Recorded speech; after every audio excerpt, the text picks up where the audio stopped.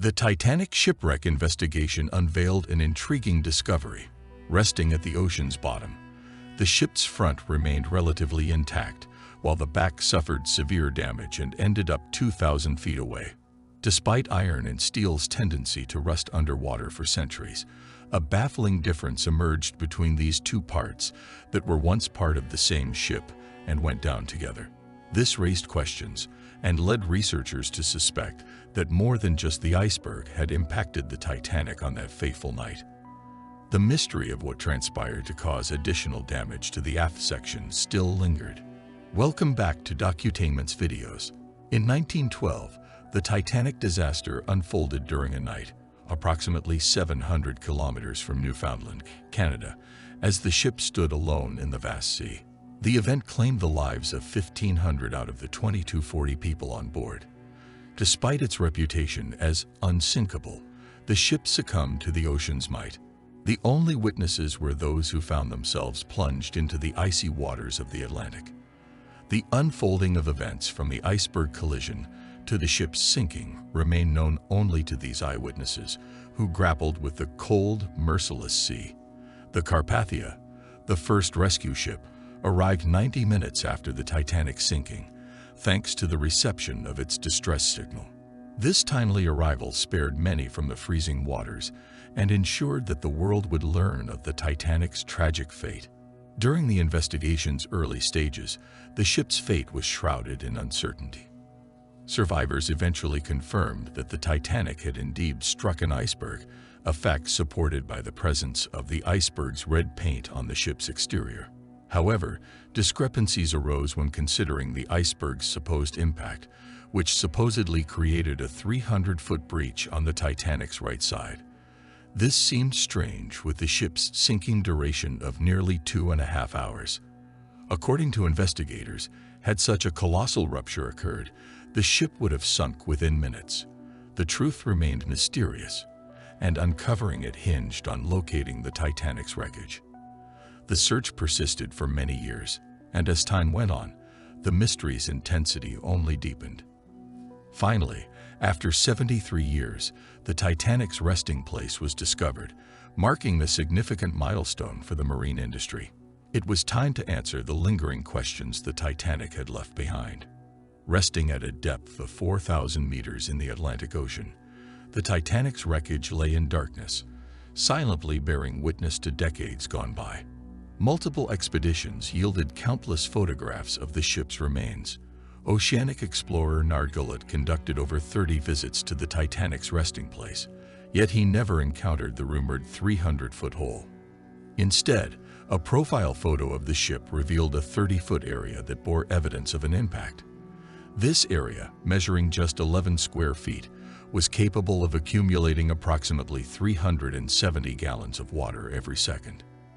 This rate of water entrance suggested that the ship would have filled in about 2.5 hours, a time frame consistent with eyewitness accounts of the Titanic's sinking. The apparent 300-foot hole mystery was resolved. It turned out that a 30-foot crack was the actual extent of the damage. However, this puzzle was only one piece of a larger riddle. Researchers grappled with another question. Why did the front part of the ship, known as the bow, exhibit better condition than the severely deteriorated stern? And what accounted for the significant separation between these two sections? Advanced sonar scanning technology emerged as the key to unraveling this puzzle. Remotely operated vehicles captured hundreds of thousands of images of the Titanic's wreckage, which were then transformed into a detailed 3D model using computer graphics.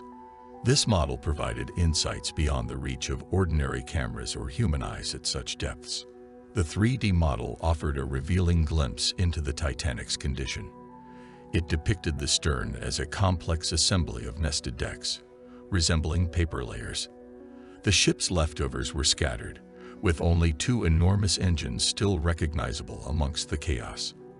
Additionally, an important clue emerged within the model. Markings on the ocean floor indicated that the stern, upon impact, rotated counterclockwise while descending at a speed of 80 kilometers per hour. The powerful water forces generated during this descent caused the ship's loose components to break free. As the stern reached the ocean floor, approximately 4 kilometers below the surface, its decks collapsed inwards, forming a compressed pile. In contrast, the bow's hydrodynamic design facilitated its stability, enabling it to cut smoothly through the water and minimize water forces. This explained why the bow remained steady while the stern experienced rotation. The model's revelations successfully revealed the disparity in condition between the ship's front and back sections. However, another question lingered. When did the Titanic's ship parts separate? Historical reports suggested that the ship split into two before sinking, but the 3D model conveyed a different narrative. The model indicated that the separation occurred during the stern's descent. As the bow section submerged, the stern's weight bore down on the pivot point or center. This excessive weight caused the center to break and divided the stern into two. The 3D model, based on sonar scanning, contradicted previous assumptions.